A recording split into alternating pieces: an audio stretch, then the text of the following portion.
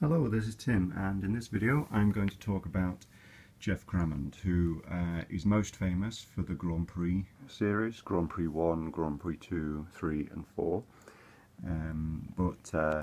Here's my collection of games, and very similar to what I did with the Elite franchise, where I basically unboxed those games, showed you the front, showed you the back, quick flick through the manuals and a little bit of knowledge here and there. That's basically what I'm going to do here. So without further ado, let's look at the first product here. Now this is Revs, and this is for the Commodore 64. I think originally it was on the Acorn Electron. I didn't have one of those. Commodore 64 was the machine that I first used it on, and only used it on. Didn't use it for a long time. I was pretty late getting this game, and shortly after this was released, Stunt Car Racer was released, so you know, I didn't really need to put much time into this at all. The back of the box, you know, I'll show you the text, and you will be able to pause the video so that you can read this. And here's a good look at what the graphics actually looked like.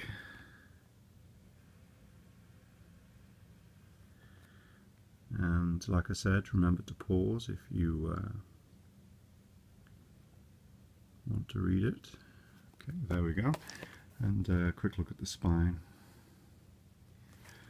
Alright, interesting thing with this game and this age of computing really is how much developers had to find very clever ways to do things. I know that with Revs there actually wasn't enough system memory for the game.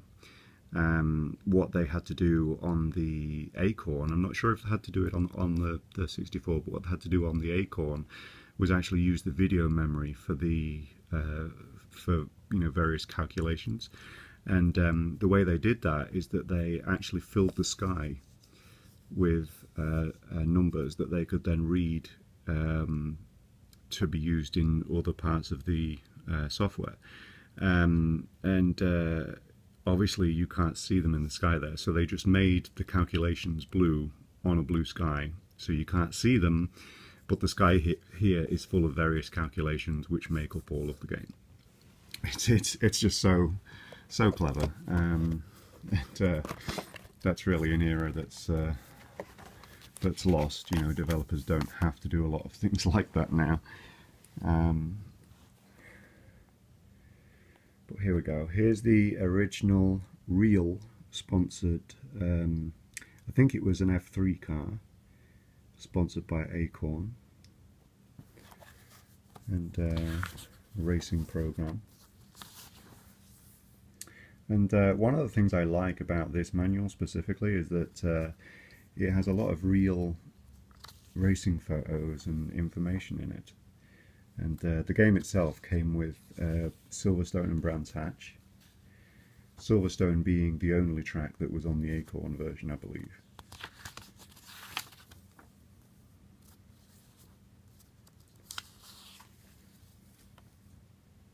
And it's just amazing for this simplistic of a game how much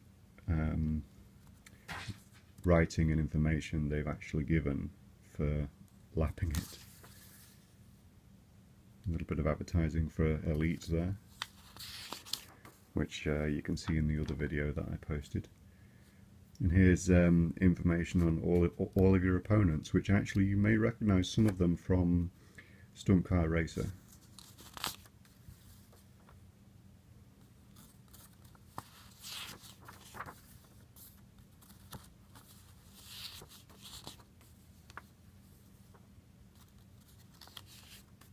Here's Silverstone as it was, Brands Hatch, and there we go. Obviously there's a lot less love given to Brands Hatch. I actually don't have both of the maps, and Silverstone I only have half of it. But there were actually maps in there. Get this out here. Obviously this video is handheld, so any moments where it's out of focus or anything I'll try to notice while I'm recording. Okay, and here's a quick look through the Revs manual.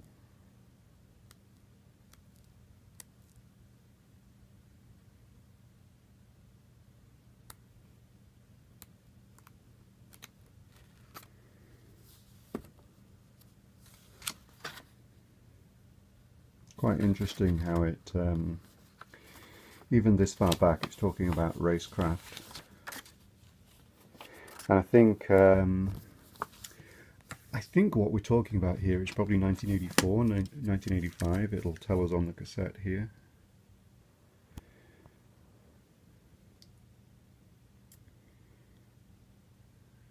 No, it does not. Okay, let's look at the back of the case then. 1985. Okay. So I know that Revs was available before that, or I think it was anyway.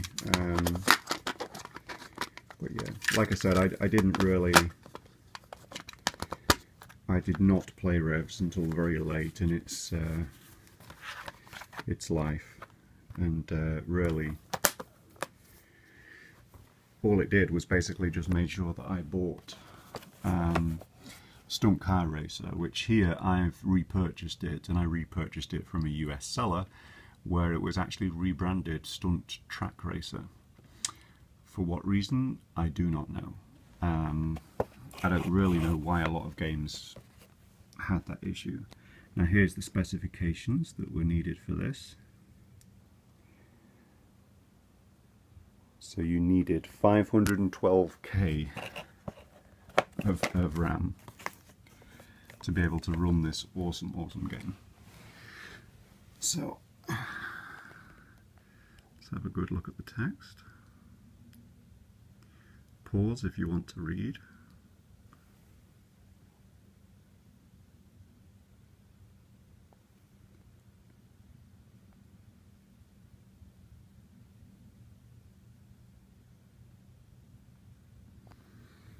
And let's have a look at the graphics here. Obviously this was just on the menu where it would show you the track. But these are the actual graphics, and I think, you know, for the time, these physics were absolutely amazing what he managed to do here. You know, you could jump, you could leave the track surface believably, and absolutely incredible. There was boost, where basically you could increase speed and you would have fire coming out of the pipes here, and you had an AI opponent as well. Unfortunately, the AI opponent was rock solid, so you could never hit him off the track, but he could quite easily hit you off, and it caused really serious damage to your car as well. One of the parts of the gameplay with this was that you would have a crack develop across the top bar here, and if it got all the way across, you were wrecked. That was it. That was your race over. And you know, you could the crack would develop just going around a turn like this fast. Like the G-forces and the stresses would obviously damage your car. And any kind of large impacts or contact with the AI, or if you came over a large jump and, you know, had like a rough landing, it would all damage your car. And it was really nice to have that many aspects to the gameplay. You know, it's similar these days really to having to take care of your tires in a racing simulation. You know, you actually had more to think about than just the driving experience, which was difficult enough. You know, these tracks were like roller coasters, and you basically had to keep yourself on track, which was hard enough. So let's have a look at what was inside the box. Like we saw on the front, this was the Amiga version on a 3.5-inch floppy.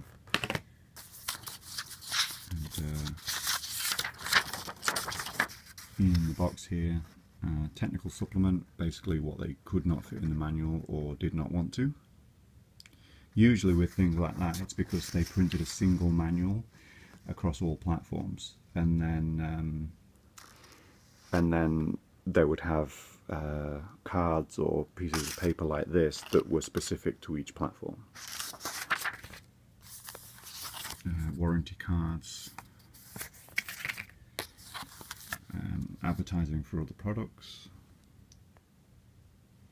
See what products are being advertised: Railroad Tycoon, Silent Service, Knights of the Sky, Covert Action, Lightspeed, and The Punisher.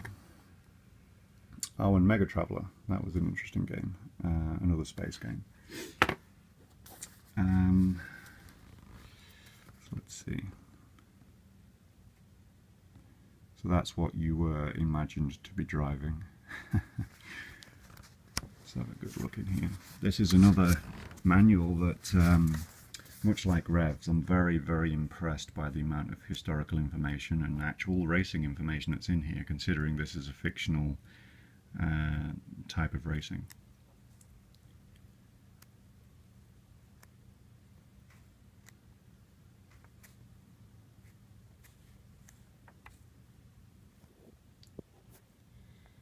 Sorry, just trying to get focus. There we go.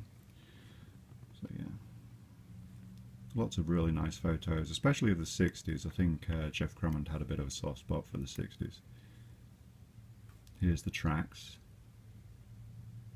Now, let's see here. Stepping Stones was not too hard of a track, but you basically had to contain yourself and not go too fast over the jumps, because if you went too fast, then you basically went in the hole of the next one, and then, or if you didn't, if you landed here, then you wouldn't have enough speed after that impact to get over the next one. So that was quite an interesting track. Roller coaster, and I never actually found too difficult, although the speed that you had in certain sections after the the big rises and falls, it could sometimes get you. The big ramp wasn't that difficult as well. You just had to make sure you had enough speed to actually make it over the ramp. Humpback was fairly easy, but you could actually seriously damage your car, or even you could even get going too fast and jump right over the next corner. So the tracks, you definitely had to think about them, think about the way that you raced on them. Ski jump was quite a difficult one to learn, but once you got it, it was fairly easy. You basically had to take off, and then you had to try to land on the slope to kind of minimize damage, because otherwise you really couldn't finish the race. If you took off and then landed on here, it would cause too much damage, and after all of the race laps, you would be done. High jump was quite difficult. You had to get the speed just about right, and a lot of the time you would hit the area on the top here. You would take off, you would hit the area on the top, and it would slow you down just enough that you wouldn't make it to the other end. Drawbridge, the bridge here, I think it is, would open and close, so basically you had to time it right, slow down, speed up to actually make it over that one. Little ramp. I think the big thing that used to get me here, I think, is that the road would go like this, and it would kind of take away your speed as you were going towards the ramp. But yeah, this game was so great, it really was. It's one of the games that I would really like to see a remake, and I know that there was a modder called Mad Cowie that made some for R Factor 1. But yeah, I would love to see a full remake with all of the features. Can't be that difficult, surely. Lots of really great photos, again, a lot of 60s photos especially.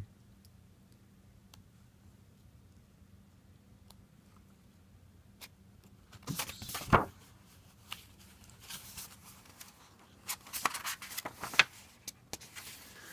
So yeah, it's quite interesting. I think Geoff Crammond definitely loved his racing, and you could tell that from the manuals. Now, in terms of year, I think this was 1989. Yes, 1989. And so basically, 5 years difference between Revs and Stunt Car Racer. So, you know, what does 5 years give you? Well, in many ways, the graphics look similar. You know, there's some texturing for sure. You know, you can see some of the texturing on the pipes especially, but there's not an awful lot of it. Here there's really no texturing whatsoever. It's just basically like a gradient. You know, you've got blue and then less blue, here, I mean, it's obviously the same type of art, but there's obviously a lot more colours, and just generally a lot more going on there. And then, of course, the physics are entirely different. So, the granddaddy of Formula One, this took so much of my childhood. It's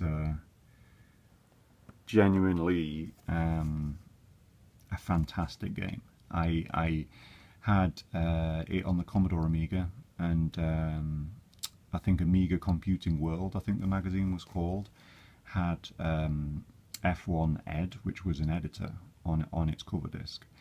And although I really loved the game, that modding tool just completely opened it up for me, and I raced this for many years. I think between 91, I even remember racing the 94 season with this before I got Grand Prix 2, because Grand Prix 2 was only available on PC, and it took me a while to get a PC. But when I did, I obviously rebought this PC version. So let's have a look at the specs here. 1 meg of RAM,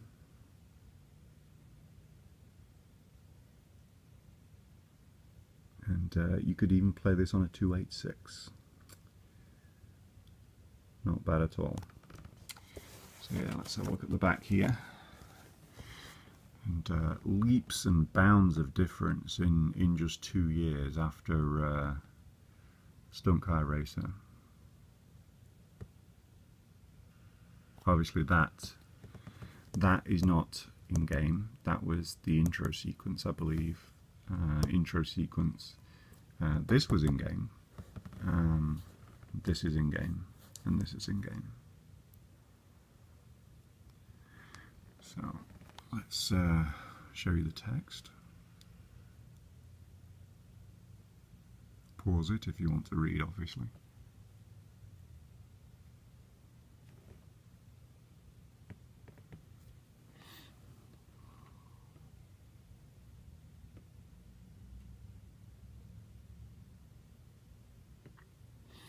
And you know, this was fairly commonplace back then, is that you would have a mixture of formats on a box. So the Amiga version, there's an Amiga magazine or a review quote here, and it says IBM PC screenshots shown, and I think probably on the Amiga box it still showed PC screenshots. You know, so there's a lot of talk these days about like Ubisoft not representing Watch Dogs like it should be and everything like that. Yes, they lied, but it's not the first time that a developer has ever lied to you. You know, every single time that I've bought a simulation or even a racing game, it says realistic on the back of it, but it's not. You know, so it's I'm really surprised people are still offended by, you know, developers lying to them. It's something that not every developer does, but acting like it's the first time it's ever happened seems a bit much to me. Look at the spines. Okay.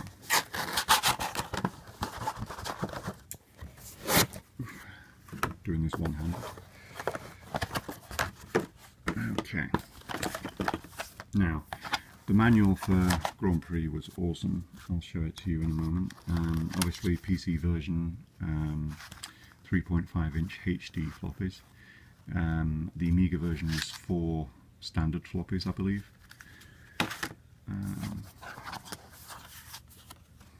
Reference card.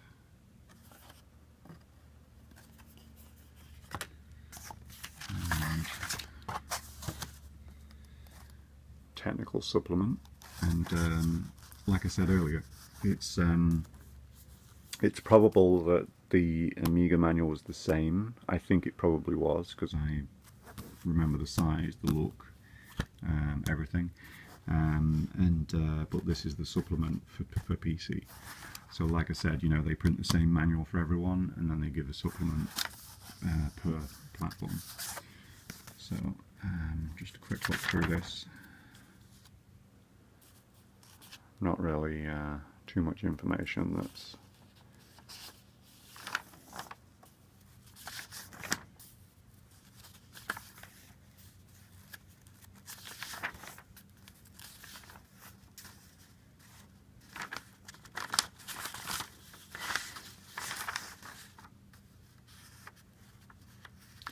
one of the things about driver aids that I constantly see people saying that are really serious about racing simulations is that they don't like driver aids. Well, I'm of completely the opposite opinion. I know that with Grand Prix, when I started playing it, I was a kid.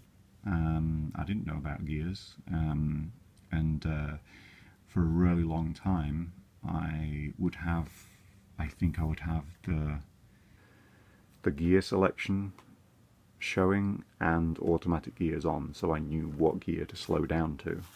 And then later on, I turned off automatic gears.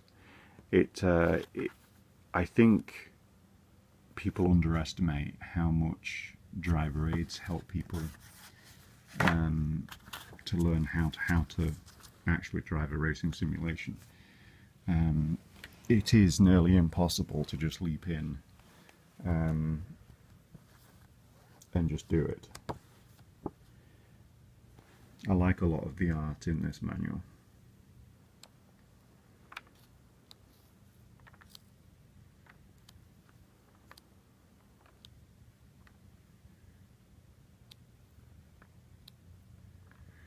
Now, most of my time racing F1GP, it was done with keys. And there was definitely some kind of racing line assist where it would make your car go in the right place. With a digital input, you would be holding down a key and it would make your car turn at the right amount.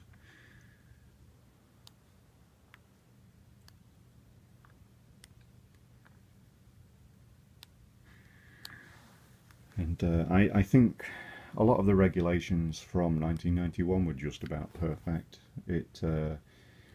You know, you had 2 really long qualifying sessions, you had different tyre choices, you had qualifying tyres, and this game just had all of those awesome elements. You know, you also had just the huge names that still, I don't know what it is, but today Formula 1 just doesn't do it for me in the same way that 91 did. You know, just all of those names, Mansell, Senna, it was just completely different. Anyway, here's a look at the tracks. Obviously you have Phoenix, the street circuit, Interlagos, which is still raced, Imola, Monaco, Montreal, Mexico,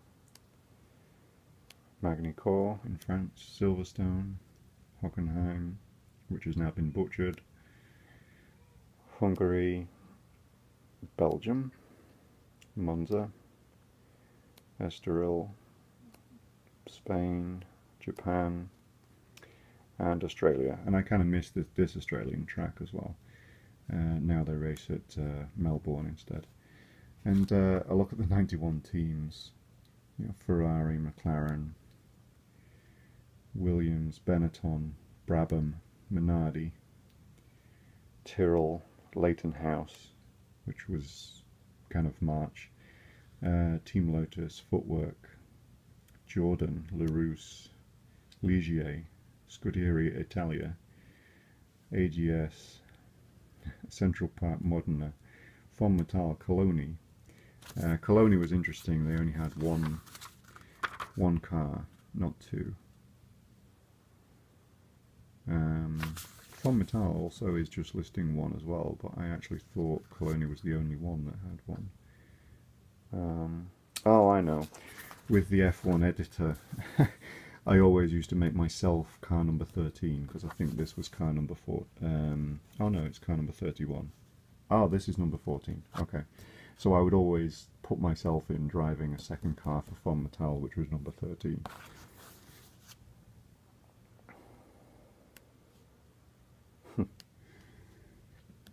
Really good information on the rules, the cars, just an awesome manual. Driving techniques, this is really good. This is something that I want to do for R Factor 2 for the website at some point.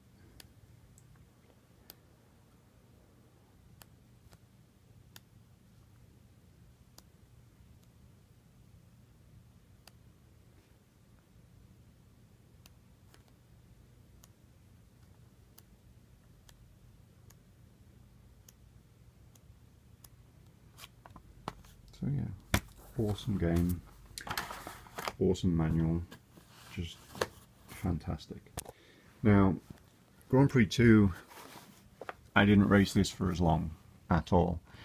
By the time I had got a PC, got into Grand Prix 2, there was other software developers out there that I was taking note of, such as Papyrus. You know, I was racing NASCAR 1, IndyCar 1, and obviously Grand Prix 2 was very high up in my list because of being a fan of Formula 1, but it didn't really have anything like the lifespan that the first product had had. So let's have a look at the box here. Obviously one of the noteworthy things about this this game is that the 94 season that this is based on was the year that Ayrton Senna was killed, and obviously he is not in the game. There were aftermarket mods and things that would basically add all the seasons or add Senna, but you know, it's still such an iconic season. The cars were gorgeous initially. They were just dangerous as hell, obviously.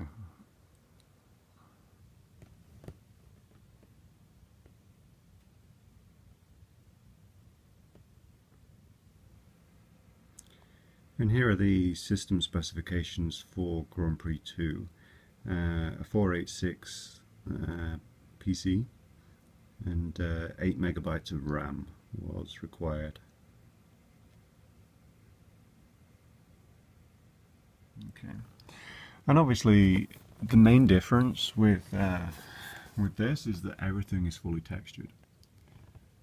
You know, if you look at this here, this is Johnny Herbert in a Lotus, and obviously all of the car there is actually textured. The track surface has different textures to it. The curbing has different textures. It's not superbly high resolution on the textures or anything like that. You know, this is what the cockpit looked like. My box is a bit worn, as you can tell, but you can see there what you know, if you get far enough back, you know, and look at it, it looks awesome. But these days we're just used to everything in super high resolution. But in terms of visuals for this time, it looked fantastic. Obviously awesome manual again.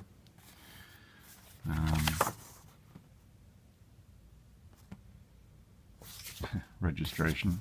They always wanted you to register and I never did it. Here's a technical supplement. I don't really know whether this was even available on other platforms. I don't think they did an Amiga version or anything like that. But DOS and Windows 95 even.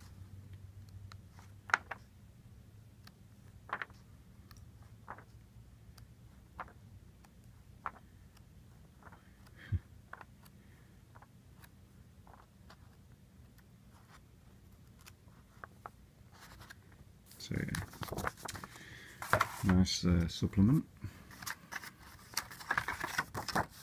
Making a boot disc for Grand Prix 2. That's the reason why you would need to do this at this point is because computers would have limited memory, and you quite often you would boot into like Windows 95, and then Windows itself would take up so much of your memory that you wouldn't be able to run a game that needed that memory.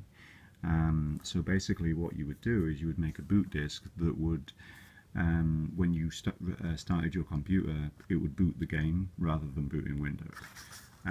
So yeah, that's what this is instructions to do. It's because of the memory issues that were prevalent with early PCs. Now, here is the CD. First one that I'm really aware of that came on CD. Actually, I think NASCAR 1 that I had might be on CD, but I'll look at that in another video. Okay, so here is the manual. Very, very nice manual, and have a good flick through here. One of the things with the Grand Prix series that you'll find if you buy a US version, which I actually do have a US version of Grand Prix 1, is that it was called World Circuit, not Grand Prix. Again, why? I don't know. I don't really see why people in the States need a different name than people in Europe. Obviously, I think this is one of the most gorgeous cars of all time, and I think that's still part of the appeal when I think of Grand Prix 2. I thought this car was absolutely gorgeous. And almost every car in 1994 was gorgeous. I think Geoff Crammond kind of liked it too.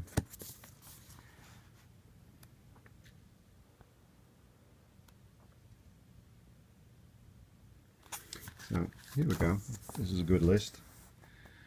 So, what's new for F1GP veterans? Team drivers and sponsors identical to the real sport, state-of-the-art 3D, VGA graphics, full texture mapping and light sourcing, superb realism, pitching, rolling and spins. The physics of the crashes weren't exactly as it's saying. If you kind of touched wheels with someone, had a serious crash or anything like that, you weren't really leaving the track surface naturally. There was a lot of kind of, what's the way to say it, kind of canned effects with stuff like that. It incorporates the 94 FIA rule changes, whatever that means. You can save hot laps and replays. That was quite a cool feature. Full race strategy planning, new cockpit design, new improved realistic sound, wide range of possible failures. So, quite an interesting list there. It obviously doesn't even scratch the surface of what actually changed. But that's what developers do. They develop. And it's left for someone else usually to kind of discover what actually changed afterwards. Here's a look at the advanced car setup. I don't know if I'll be able to get a decent look at this here.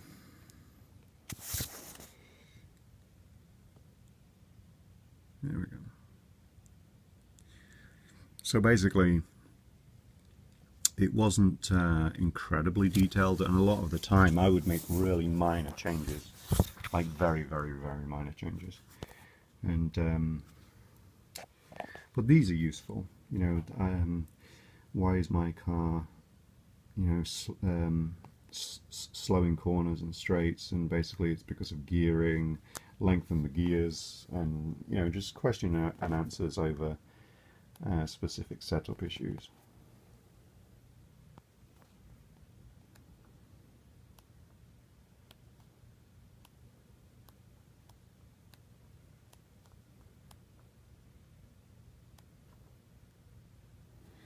This obviously wasn't when you were racing, but here's a look at like the menus when a track was being displayed.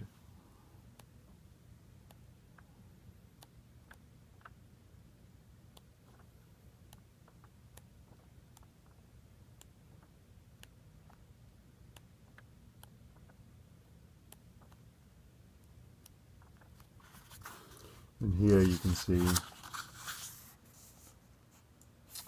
that's David Coulthard there, who obviously replaced Senna in 1994 after the third race at Imola, obviously.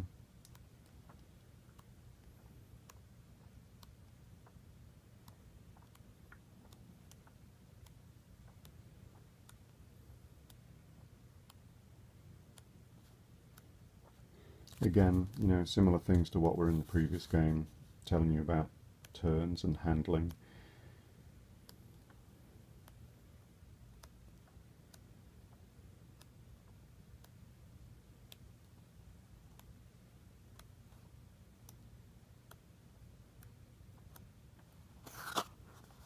So, there we go. That's Grand Prix 2, and I think that was 1995. Or 94 season, but I think it was released in 95. Yeah. Game copyright 1995. So, there we go. Now, Grand Prix 3, I have to tell it like it is, it didn't do it for me. Still, at the time, I think it was still one of the best Formula 1 simulators out there, but yeah, I didn't really get out of it what I did the previous games, and it was basically because I think I had the internet at this point, and I knew about more developers, and I knew about more games, and I was experimenting with more games. And although this was a massive step forward, especially with rain, I didn't get to put the time into it that I kind of wish I had. And then when they released this add-on, it almost just pissed me off, because I didn't feel like spending, I think it was £20 for this, was worthwhile. It's kind of similar to how I feel with ISI, like right now, not you know, charging for cars and tracks, is that I don't feel like we should be, and I didn't feel like he should either.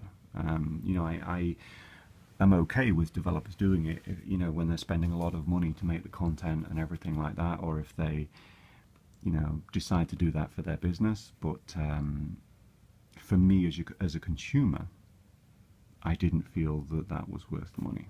And obviously I didn't really know that until after I bought it. Specifications now for Grand Prix 3, and if I can show you here a little bit closer up. A Windows 95 or 98 was required. Pentium 2, 266 or the equivalent AMD, 32 megs of RAM now we've got up to, and you needed a 2 meg DirectX 7 compatible video card.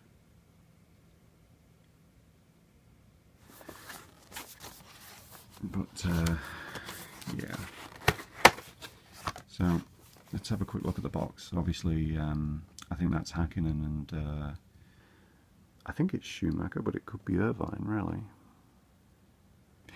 Yeah, I think it's Eddie Irvine, because it's number 4, and I think Schumacher would have been number 3. I'm not sure. awesome box design. This is actually one of the best looking boxes that I can remember seeing. These are all in-game shots by the look of it. Oh, it actually says they are there as well, so yes, they probably are. And you can see the graphics have just improved immensely. Just completely different.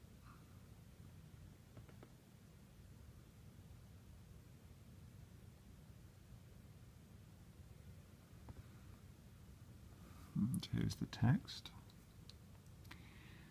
You can pause to read.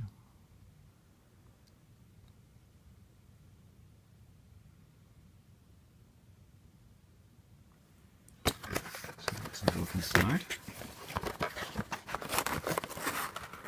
Just hold on a second. Okay.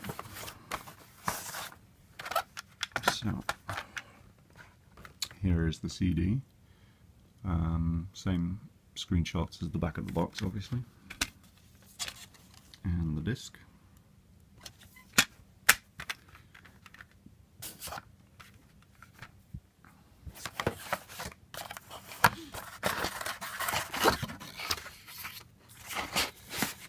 So here.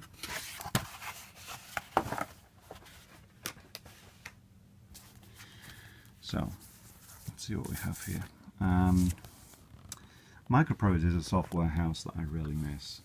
A lot of the things that they were a part of really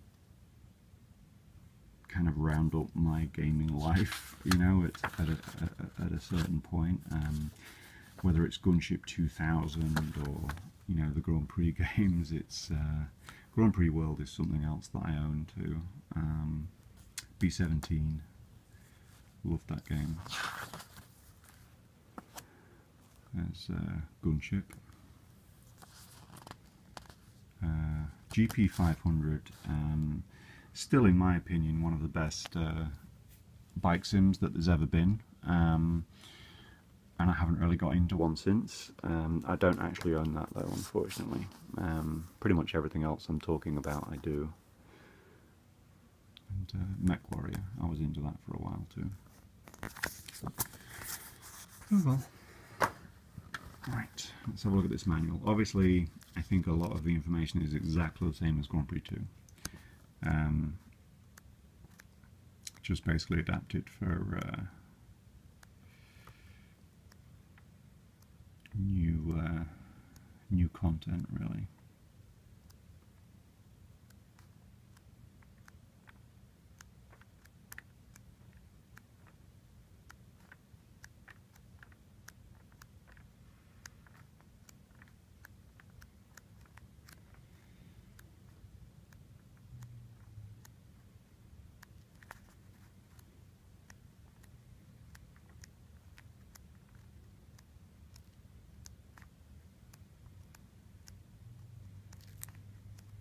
And at the time when Grand Prix 3 was released, really nobody had kind of memory issues. You know, we all had enough, because I think it was around the time even that Windows XP was coming in, really, and yeah, that kind of shows you how old Windows XP is. Yeah, this was fairly new. Telemetry data like this, I don't remember this being in a previous game, and I thought that was really cool, but I never really found much of use for it.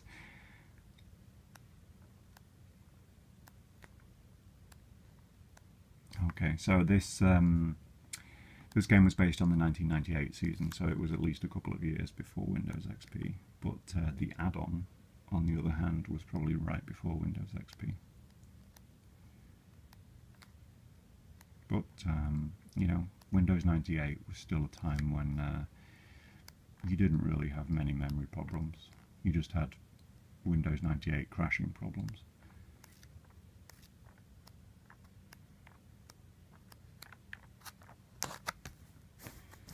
So, there we go. Let's see, is there a year here? 2000. So this was released in 2000, and I think Windows XP came out in 2001. So there's Grand Prix 3 itself. So let's have a quick look at the add-on here. This was the 2000 season rather than the 1998 season. I think there was some kind of a delay where Crammond had been making the 1998 season, intending to release that in 1999, didn't do that, it got released in 2000, and then they released a 2000 season add-on for it.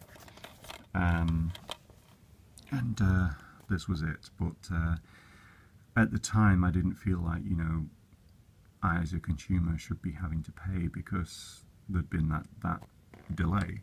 And you know, there was a few things that were added to it, there was a few graphical things, but in my opinion not enough to warrant £20.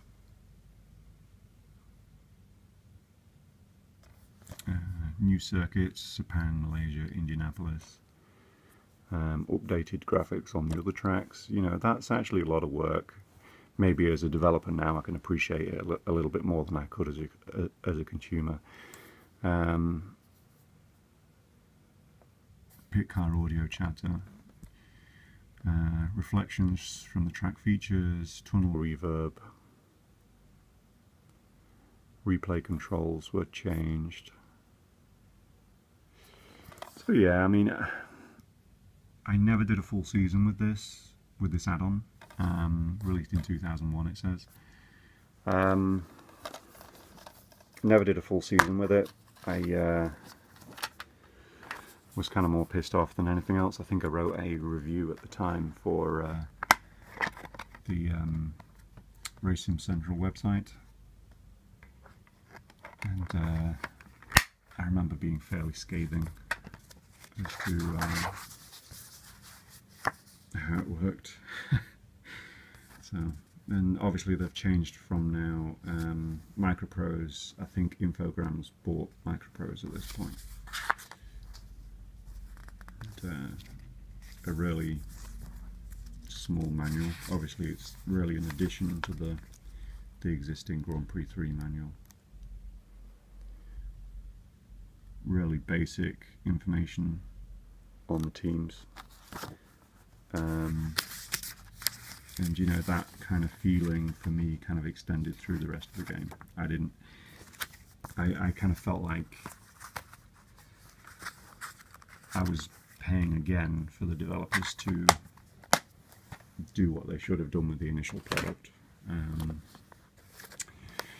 But anyway, Grand Prix 4, I bought this and hardly played it, unfortunately.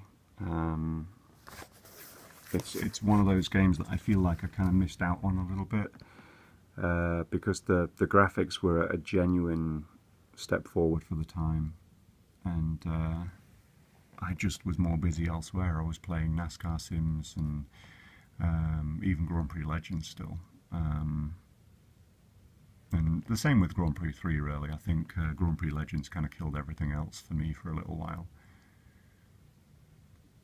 You can pause it to read this text if you want to, and here's a look at the screenshots.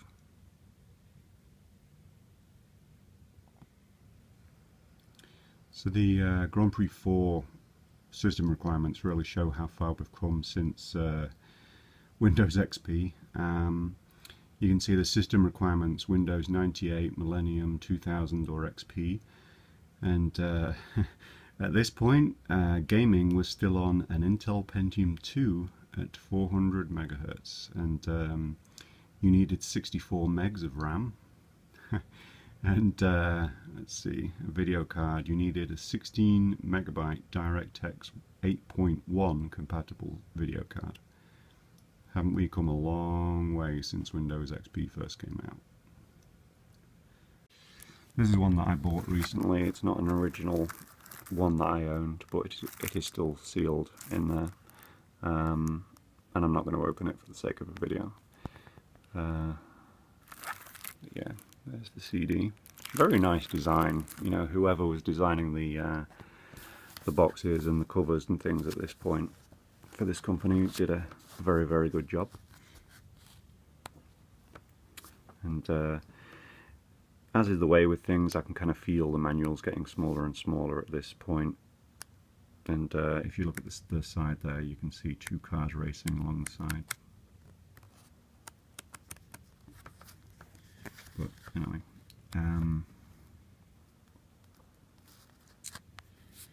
nice little letter from Mr. Crammond.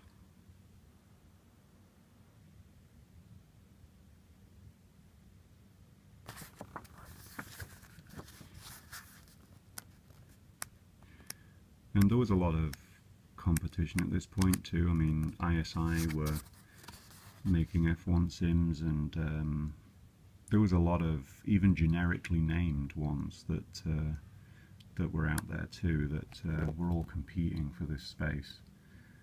And I don't really feel like the Grand Prix series like got taken out or anything, but I do think that the marketplace was becoming pretty damn crowded. So yeah, I mean, I didn't feel like Grand Prix 4 was a huge step forward from Grand Prix 3 at the time. Of course it was, but I didn't really feel it as a consumer. There was so many other options on the market in terms of different types of racing that were all new and exciting to me, that yeah, especially with the internet, you know, you know about Papyrus and their games, and you know about ISI. It's not like it was in the UK initially, where basically the UK was ruled by Geoff Crammond as far as Formula 1 sims for a long time. But nothing lasts forever, and we've not seen anything of Geoff Crammond that I'm aware of since 2002. So I really hope we'll see him again. I would really like to see Stunt Car Racer 2, personally. But anyway, I hope you enjoyed this. It's not really full of amazing facts, but there will be some of you out there that are fairly new to sim racing and might not have even heard of Geoff Crammond, who knows. And if you did, you know, maybe you had this box and you've not seen it since, and it's just interesting to see it again. But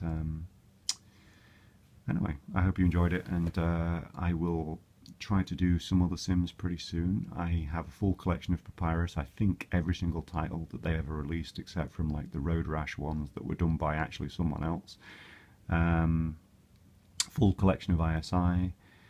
I am missing anything physical from like the Kunos and Live for Speed, various things like that. I actually don't have a boxed copy of R Factor, which is pretty funny. But I do have everything else from ISI, so I'll try to do those whenever I can, and yeah, I hope you enjoyed it. Thanks, bye.